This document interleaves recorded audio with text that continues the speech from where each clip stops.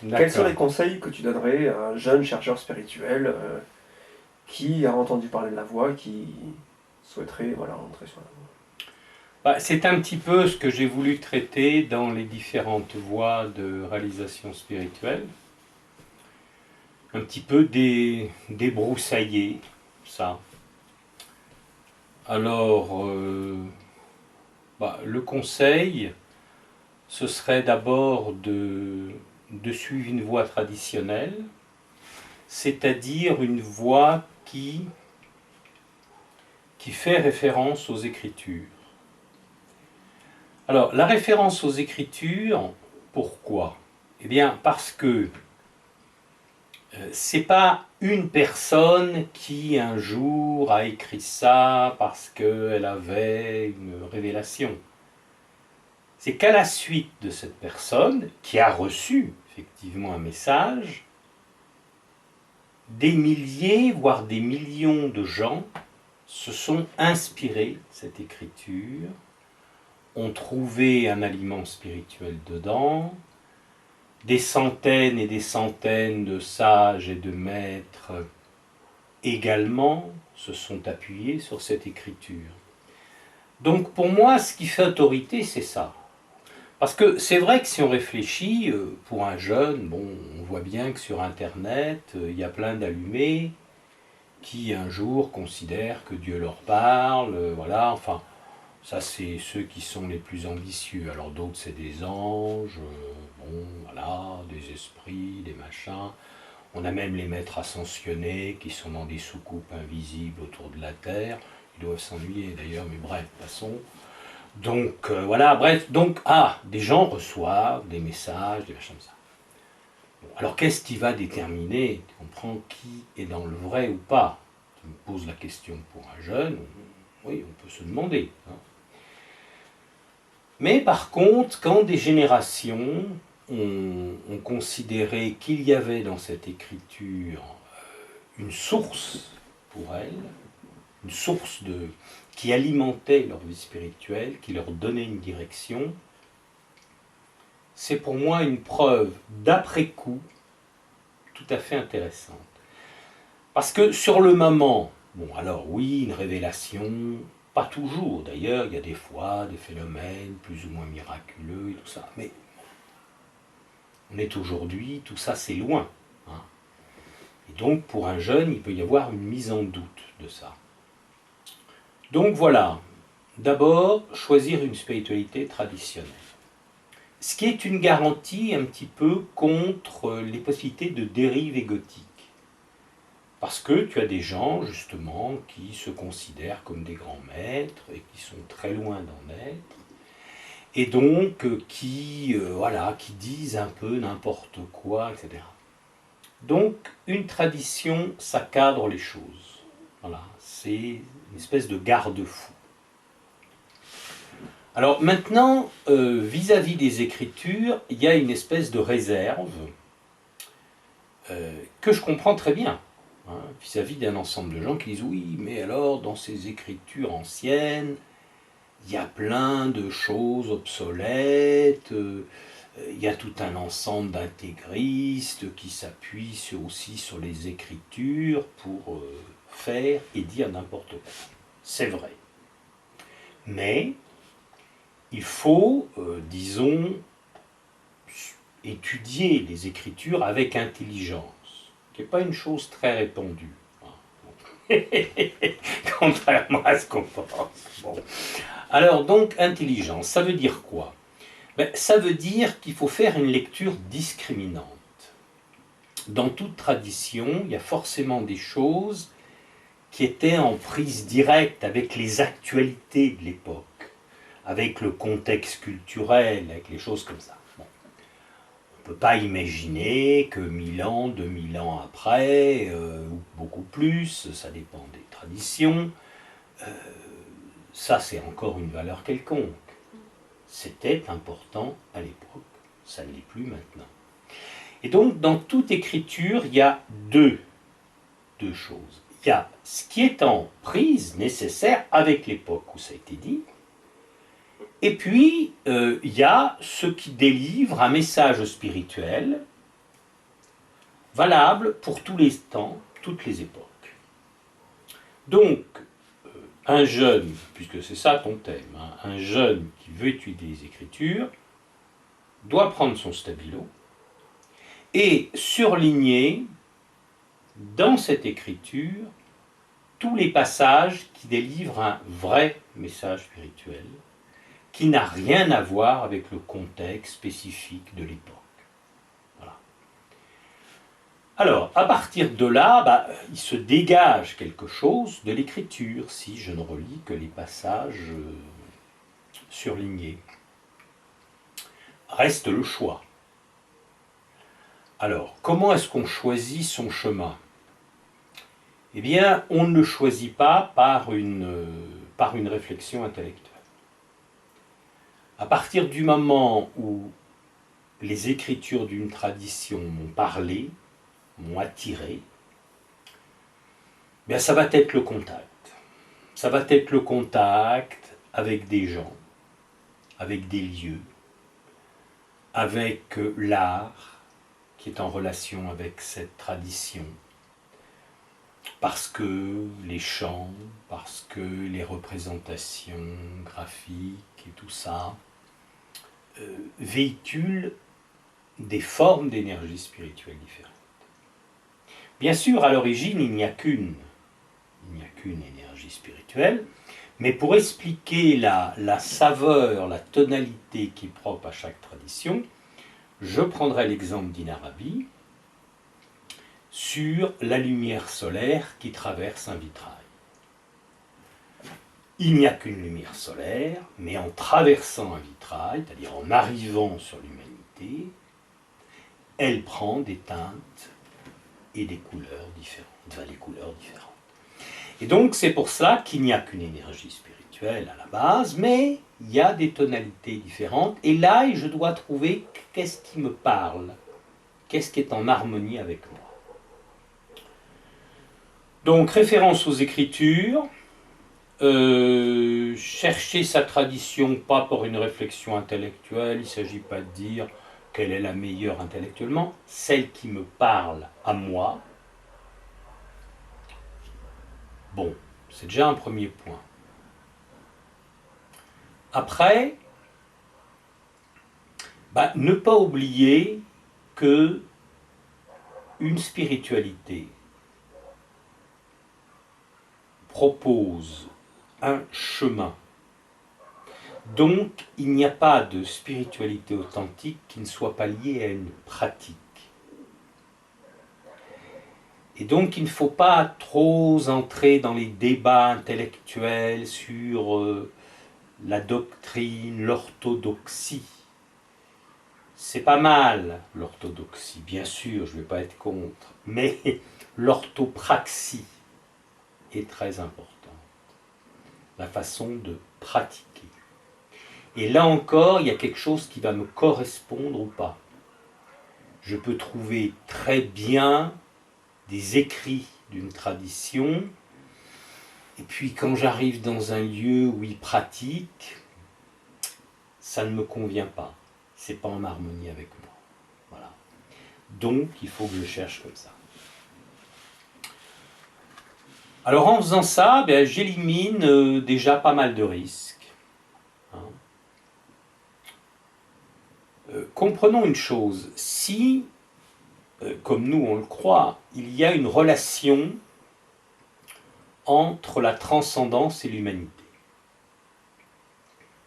Il y a une relation parce que la transcendance parle à l'humanité.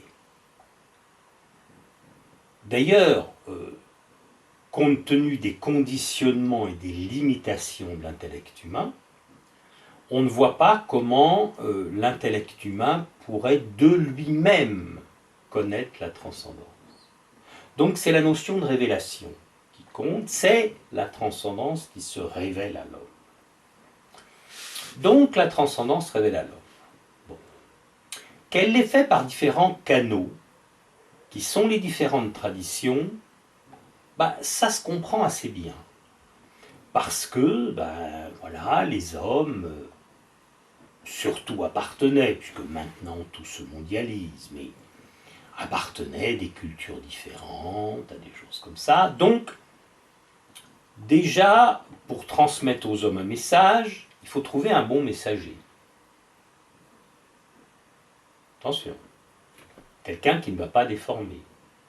Donc quelqu'un qui a un état de pureté et de sincérité suffisant pour recevoir le message par inspiration et le transmettre fidèlement.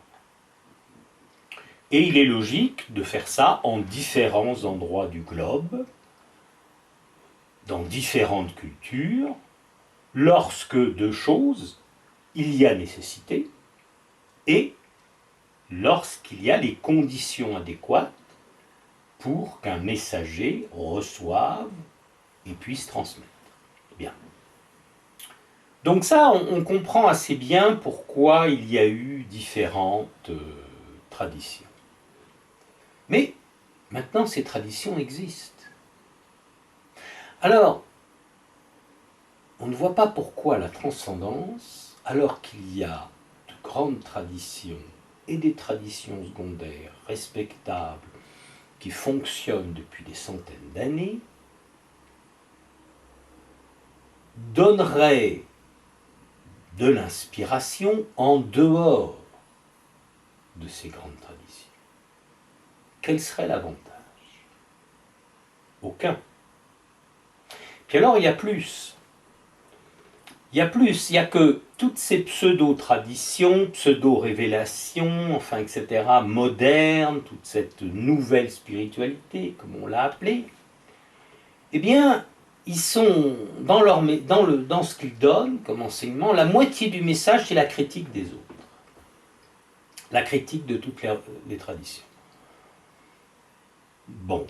Alors, ça veut dire quoi? Ça veut dire soit que c'est la première fois depuis des milliers d'années, des milliers d'années, que Dieu a trouvé un messager correct, qui soit capable de dire quelque chose de valable, alors que tous les autres ont été dans l'erreur. Ben, pour un Dieu tout-puissant, il s'y prend assez mal. Franchement, s'il faut attendre le XXIe siècle pour trouver quelqu'un qui va enfin dire la vérité, puisque cette vérité, selon eux, critique et contredit toutes les choses précédentes. Bon. Ou alors, je ne sais pas, moi, la transcendance s'est trompée. Jusqu'à présent, brusquement, au XXIe siècle, elle aura un éclair de lucidité et elle contredirait tout ce qu'elle a dit avant. Ou alors, ça c'est une grande thèse qu'ils aiment beaucoup, ce qui a été dit a été déformé. A été déformé, toujours déformé. Parce que la thèse de base, il n'y a que raison. Bien, alors, là encore, ben oui, ça a été déformé, et un Dieu tout-puissant, a permis ça. Pas fort pour une toute-puissance, hein. Même la CIA ferait mieux. Bon, donc je veux dire que ça ne tient pas tellement debout. Ça tient pas tellement debout. La logique, c'est que depuis la préhistoire, Adam, qu'on appelle Yama en Inde, le premier homme, c'est-à-dire le premier esprit incarné dans un corps d'anthropoïde évolué, a reçu une révélation, parce que la finalité spirituelle de la vie est inscrite au cœur de la raison pour laquelle l'homme existe, et même la raison pour laquelle l'univers existe. Et là, on retrouve des notions de physique moderne qui disent que, en fin de compte, toutes ces étapes qui ont permis à l'intelligence de se manifester ne sont pas le fruit du hasard, puisqu'à chaque étape du processus de création, sur des millions de possibilités qui n'auraient pas abouti à l'intelligence, chaque fois ce sont les bonnes, la bonne possibilité qu'on a choisie. Et donc, alors bien sûr, un scientifique ne parle pas de Dieu en principe, sauf en privé, mais eux, ils vont dire c'est pour que l'univers se connaisse lui-même, qu'en fin de compte, il aboutit à créer une intelligence qui permet de le connaître. C'est pas faux, mais c'est beaucoup plus que l'univers qui a créé ça. Pour nous, c'est l'absolu lui-même, c'est la transcendance, qui engendre des créatures capables de le connaître, et il se connaît au travers de ces créatures. Parce que toute connaissance nécessite trois éléments. Un objet, un sujet qui connaît, d'accord, on l'a, c'est la transcendance. Un objet de connaissance, on l'a, puisque c'est la transcendance qui veut se connaître elle-même. Faut-il un instrument de connaissance? Et donc une créature dotée d'intellect devient, pour la transcendance elle-même, qui par son énergie a engendré l'univers, un sujet qui la connaît, qui en la connaissant participe à sa béatitude, et cette connaissance, c'est un miroir dans lequel la transcendance se connaît. Donc, pour ne pas m'égarer dans une trop grande discussion, eh bien, depuis la préhistoire, c'est le projet de la transcendance d'engendrer des créatures qui le connaissent. Donc, on n'attend pas le XXIe siècle, chers amis. Hein. On l'a fait depuis le début. Ça a été fait par plein de canaux différents, dans plein de civilisations différentes. Dans la Bhagavad Gita, Krishna dit « Chaque fois que l'ordre divin chancelle, je m'incarne pour révéler la vérité. » Et donc, ça a été comme cela des révélations qui ont existé tout au long de l'histoire. Voilà les visions qu'on propose, et évidemment celle d'un petit monsieur Tartampion qui brusquement a une révélation qui annule toutes les précédentes parce que lui seul a la vérité. Bah, c'est simplement quelqu'un qui a besoin d'une douche froide, d'une bonne friction au gant de crin, et qu'on lui remette les idées en place. Malheureusement, il y a des gens naïfs qui le suivent, qui lui donnent de l'argent. C'est ça le problème. Bien. Alors, reste à savoir maintenant la question de la pluralité des traditions. Pluralité apparemment contradictoire. Bien voilà, c'est que pourquoi intellectuellement on est très attaché au pérennialisme, eh bien c'est que une étude sérieuse, sans a priori de contradiction, sans une volonté d'opposer ceci, cela, une étude sérieuse, comparative, montre qu'il y a convergence sur tous les grands points essentiels en ce qui concerne les traditions. Cette convergence, ce n'est pas nous qui l'avons créée. Depuis très longtemps, par exemple, un des premiers en Occident, ça a été Plutarque, par exemple. Sa sœur est une prêtresse égyptienne, lui c'est un grec. Il écrit Isis or Isis pour montrer les équivalences qu'il y a entre les traditions grecques et égyptiennes. Donc, depuis l'origine, on a toujours eu des imbéciles sectaires qui, ah oui, c'est moi, c'est nous qui avons raison, les autres, ils ont tort. Bon. Et puis on a toujours eu des gens qui se sont dit, mais enfin,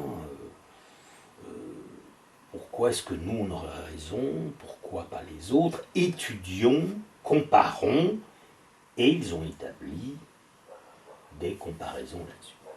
Donc évidemment, en Occident, vous avez un ensemble de livres, Guénon, Chouon, Korovaski et d'autres, qui développent cette perspective. Et ça, ce serait un autre conseil que je donnerais aux jeunes qui se lancent dans l'aventure, c'est d'avoir une lecture du pérennialisme pour prendre suffisamment de hauteur, suffisamment de recul par rapport aux petites polémiques des sectaires qui sont sans arrêt en train d'essayer d'expliquer qu'ils ont raison par rapport aux autres. Voilà. Et d'ailleurs, la convergence n'est pas seulement une convergence, c'est également une complétude. Ça, c'est très intéressant. Parce qu'on retrouve, par une étude comparative des grandes traditions, un ensemble de choses qui sont répétées à l'identique, ou bien, quand ce n'est pas l'identique, qui constituent des équivalences. Et puis, on s'aperçoit aussi que chaque tradition a une orientation qui lui est propre, un génie, une façon, un angle d'appréhension qui lui est propre, spécifique, et donc qui se complète avec les autres. Voilà, donc, référence aux Écritures, chercher des gens qui sont fidèles aux Écritures, qui représentent une tradition, qui ne disent pas des choses contraires aux Écritures, un petit peu de pérennialisme, un zeste de pérennialisme pour prendre de la distance. Là, je pense qu'on aura évité les grandes bêtises. Alors, ça ne veut pas dire, comprenons bien, qu'il n'y a que des personnes qui sont dans une tradition qui peuvent avoir raison. Ce n'est pas ce qu'on veut dire. Ce qu'on veut dire, c'est comme il n'y a qu'une vérité. Si des personnes en dehors de tradition ont une intuition ou bien une inspiration valable, ben, tout simplement elles vont répéter ce que disent les traditions. Et donc on a un critère d'appréciation. Parce que la transcendance ne va pas se contredire, elle ne va pas dire ça à une personne et le contraire à une autre.